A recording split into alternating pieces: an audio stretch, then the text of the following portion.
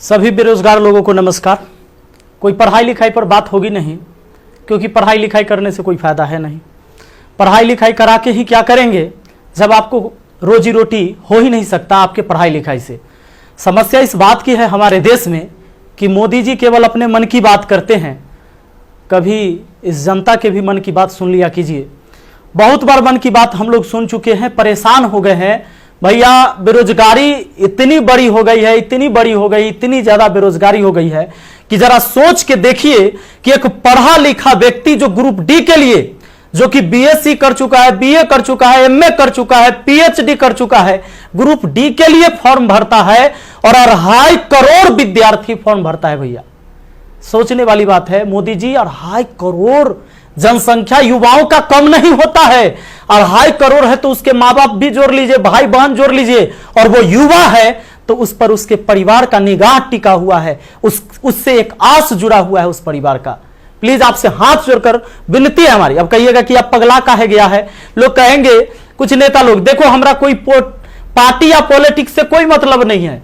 जैसा बीजेपी वैसा ही कांग्रेस, वैसा ही आरजेडी, वैसा ही जदयू, सबका हाल वही है। अगर कांग्रेस का हाल बेकार नहीं होता तो बीजेपी नहीं आता, और आरजेडी का बुरा हाल नहीं होता तो जदयू नहीं आता। सबका यही समस्या है। मुझे किसी पार्टी से मतलब नहीं है, लेकिन मुझे अपने आदरणीय प्रधानमंत्री नरेंद्र मोदी जी से मतलब है। ये छात्र ने आपको बनाया है, ये छात्र ने आपको जिताया है, और केवल आपको अपने मन की बात करने के लिए प्रधानमंत्री नहीं बनाया था।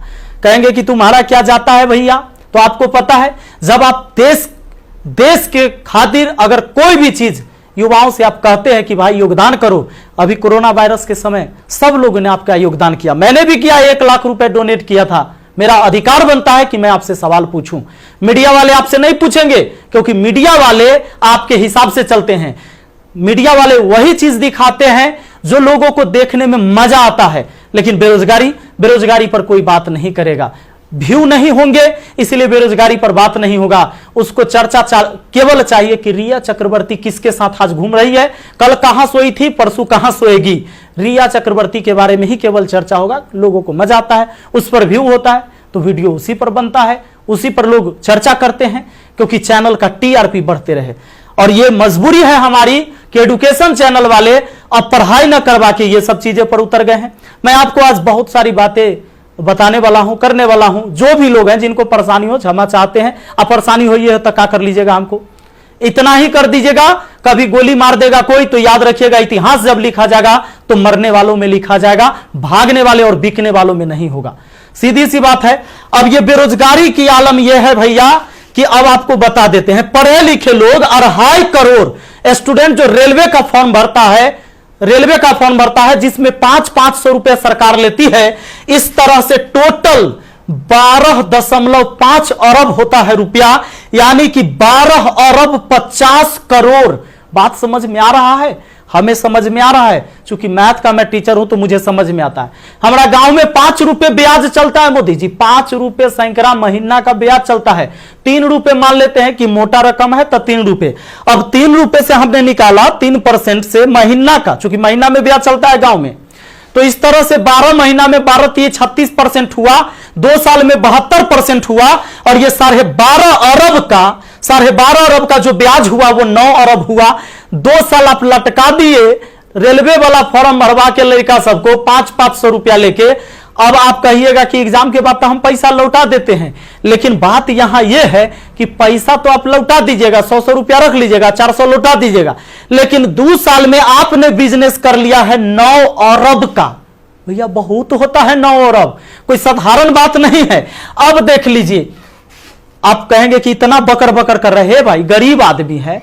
जब मेरे अकाउंट में केवल 1,23,000 रुपया था ना, तो 1 लाख रुपए हम पीएम केयर फंड में दिए थे। काहे जानते हैं कि कोरोना से लड़ाई लड़िएगा ना, तो कोरोना से लड़ाई लड़िएगा तो देश हित में ही पैसा जाएगा। इस पैसा से जब वैक्सीन बन के आएगा, या हमारे साइंटिस्ट लोग जब इस पर रिसर्च करेंगे वैक्सीन पर, तो खर्च लगेगा। तो आदमी किसके पास जो औकात था, 1 रुपया, 11 रुपया, 100 रुपया, 50 रुपया, 1 करोड़, 500 करोड़, 1000 करोड़ लोगों ने योगदान दिया, जिनसे जो हो सका। पूरा देश आपके साथ खड़ा था, और याद रखिएगा कि ये युवा बेरोजगार रहेगा तो आपके विरुद्ध खड़ा होगा, भैया तख्ता पलट जाएगा। ये बात पक्का सुन लीजिए, कहा कि आज हम दिल से बात करें, दिल से बात किए थे तब ना मदद किए थे। अब देख लीजिए 30 मार्च को मैंने योगदान दिया था 1 करोड़ रुपए, हमारा तब पागलपन चढ़ल था। हम तो अपन गलती का पश्चाताप जूता से मार के करते हैं, लेकिन याद रखिएगा कि जूता उस नेता को भी पड़ेगा जो वोट मांगने आएगा हमारे यहां। याद रखिएगा, ये पूरा देश में अब बवाल होने वाला है। अगर सही टाइम से एग्जाम नहीं लीजिएगा, युवाओं को रोजगार नहीं मिलेगा, तब आपके मन की बात नहीं होगी हमेशा, ये जनता के भी मन की बात होनी चाहिए। यहां पर आप नहीं, आपको पता चले तो जिन लोगों को बुरा लगता होगा सर्च कर लीजिएगा, प्रधानमंत्री राहत कोष में 1 लाख रुपए का योगदान दिया। मैथ मस्ती लिखिएगा, ये लाइन लिखिएगा, मैथ मस्ती लिखिएगा, जरूर आ जाएगा, आपको पता चल जाएगा। हमारा घर भी करकट का है और फिर भी अकाउंट में 1,23,000 था, 1 लाख रुपया डोनेट किए थे ताकि हमारे देश में खुशहाली आए और इस कोरोना वायरस से हमारा देश लड़े। ए भाई, वो बच्चा के पैसा दिया हुआ है, जो हम पढ़ाते हैं ना, वो वीडियो देखता है ना, वो व्यू होता है, उसे पैसा आता है, वो पैसा हम आपको दिए थे, पाप लगेगा ना? तो तनी ध्यान दीजिए यहां पर। ये देखिए, कहते हैं कथी कि स्थानीय खिलौने बनाकर आत्मनिर्भर भारत बनाइए। खिलौना तो हम बनल है, जैसे मन होता है आप खेल रहे हैं, जो आप कह रहे हैं लोग वही कर रहा है। अब हम कौन खिलौना बने? खिलौना तो जनता बन चुका है आप लोगों का। ये हमारे मोदी जी थे, ये हमारे नीतीश बाबू हैं। इनका चाल सुनिएगा, इनका चाल क्या है। अभी जब चुनाव आने वाला है तो बिहार पुलिस के बहाली निकाल देंगे, बिहार पुलिस के बहाली निकाल देंगे तो भारी संख्या में एग्जाम को करवा लेंगे, रिजल्ट नहीं देंगे। अब एग्जाम दे के लड़का फसल है कि अगर नीतीश जी नहीं आते हैं तो फिर आगे रिजल्ट नहीं आएगा, कोई ना कोई बवाल। चूंकि बिहार में कोई एग्जाम जो है ये ना है कि साफ सुथरा से हो। आप देख रहे हैं बिहार एसएससी का एग्जाम कितना साल में हुआ है, आदमी बूढ़ा गया, जवानी में दिया था एग्जाम और रिजल्ट आते थे बूढ़ा जाएगा। अब चूंकि बिहार में एग्जाम ऐसी होता है तो ये क्या होगा कि रिजल्ट होगा चुनाव के बाद, मजबूरन फिर नीतीश कुमार जी को चुनेंगे, शिक्षक के बहाली आ जाएगा, बिहार पुलिस के बहाली आ जाएगा, सारे बहाली, दरोगा सब के बहाली आएगा। ये कब होगा? चुनाव के टाइम में भैया। तो नीतीश जी का जो ये था, इसमें इन्होंने कहा कि नल जल का रख रखाव करने के लिए वार्डों को 2-2 हजार रुपया मिलेगा। हे प्रभु, ये 2-2 हजार कहला दे रहे हैं, नल जल के दशा दिखा दें। 33,000 करोड़, 33,000 करोड़ रुपया आपने बिहार में नल जल पर खर्चा कर दिया।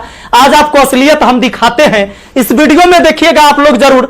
इस वीडियो को इतना शेयर करिएगा कि मुख्यमंत्री से लेकर प्रधानमंत्री तक पहुंचना चाहिए, बिल्कुल पहुंचना चाहिए कि हमारे जहां से हम हैं वहां की स्थिति आपको दिखा देते हैं कि नल जल का स्थिति क्या है। बेरोजगारी तो भैया आपने ऐसी पहुंचा दिया है यहां पर कि लोग अब कुछ करने लायक नहीं है। आप अगर आत्मनिर्भर बनाना था, खिलौना बनाना ही था, ये कहेला पढ़वा रहे हैं, शुरू से खिलौने बनवाते। कहेला 500-500 रुपया लेके फॉर्म भरवा लिए और 2 साल में 9 अरब आप ब्याज कमा लिए। प्रभु क्षमा कीजिए, प्रभु इस पर कोई उपाय कीजिए, वरना आपकी तख्ता पलट जाएगी। और सारे विद्यार्थी, जितने भी छात्र हैं, मैं आप सबसे अपील करता हूं, इस वीडियो को शेयर करिए, जितना ज्यादा शेयर हो। और सारे एजुकेशन चैनल वाले जितने भी हैं, चूंकि आपके मीडिया नहीं दिखाएगा, विद्यार्थी का दर्द कोई नहीं समझ पा रहा है, वो वही चीज दिखाएगा जो सरकार चाहती है। हमारे सारे भाई बंधु जितने भी वाईफाई स्टडी एग्जामपुर है, अभिनव शर्मा है, राकेश यादव सर है, जितने भी लोग हैं जो भी वीडियो बना रहे हैं बहुत अच्छा कर रहे हैं, सभी को हाथ जोड़कर तहे दिल से मैं धन्यवाद देना चाहूंगा। क्योंकि ये विद्यार्थी जो बेरोजगार है ना, उसी के वजह से हमारा रोजगार है, यही बात सच्चाई है। और इसीलिए हम इनके लिए लड़ेंगे, चाहे जो हो जाए। धरना प्रदर्शन होगा, पूरे देश में धरना प्रदर्शन होगा। और जहां ये 2.5 करोड़ विद्यार्थी सड़क पर उतर गया तो सुन लीजिए, ये बिहार से लेकर दिल्ली तक हिलेगा, ये बात निश्चित है। एक साथ हम हैं, सबके साथ हैं। सारे छात्र आंदोलन करने के लिए तैयार रहिए। एसएससी टाइम से एग्जाम नहीं लेती है। एक तो आप वैकेंसी ही कम निकालते हैं, अब वैकेंसी कम निकालते हैं तो जो निकालते हैं ओकर तक कम से कम एग्जाम ले लीजिए, सही से रिजल्ट ले लीजिए, सही से रिजल्ट दीजिए और एग्जाम सही से ले लीजिए, टाइम से ले लीजिए। एक शेड्यूल बना दीजिए, जैसे मैट्रिक का एग्जाम होता है, 12th का एग्जाम होता है कि इस महीने में होगा, इस महीने में रिजल्ट होगा। उसी तरह एसएससी का भी एग्जाम होना चाहिए, रेलवे का भी एग्जाम होना चाहिए। आपको जितने सीट पर लेना है, लेकिन इसका एक टाइम फिक्स होना चाहिए। कितने इस महीने में एग्जाम होगा, इस महीने में रिजल्ट आएगा, इस महीने तक ज्वाइनिंग होगा, ताकि अंधेरे में लोग ना जिए। हे प्रभु, ये पाप लगेगा अगर इस युवाओं के साथ गरीब के बच्चा ना जनरल कंपटीशन की तैयारी करता है, आर्मी की तैयारी करता है, गरीब के बच्चा जाता है। कम से कम एकरा साथ इतना अन्याय ना कीजिए। ये पाप का घड़ा भर चुका है। मैंने अपने सर पर जूता मारा है। अगर वोट मांगने मेरे एरिया में आइएगा, हम जूता मारेंगे आप लोग को, ये बात पक्का कह देते हैं। आई वीडियो शेयर होना चाहिए। आप सबको इस बात के लिए मैं कहना चाहूंगा कि आप शेयर करिए, इस वीडियो को पहुंचाइए, जहां तक हो सके इसको पहुंचना चाहिए। और हर व्यक्ति आपसे हाथ जोड़कर विनती है कि हल्ला बोल ये नारा लगाइए और सब लोग पहुंचाइए, सब लोग वीडियो बनाइए, जितने भी एजुकेशन से जुड़े हुए हैं। क्योंकि कोई मीडिया वाला आपको दिखाने वाला ये नहीं है। और बस यही बात कहना चाहेंगे और जल्दी आग के तरह इस वीडियो को फैलाइए। और ज्यादा कुछ नहीं बोलेंगे। बेरोजगारी इतना बढ़ गया है कि आप सब कुछ समझ ही रहे हैं।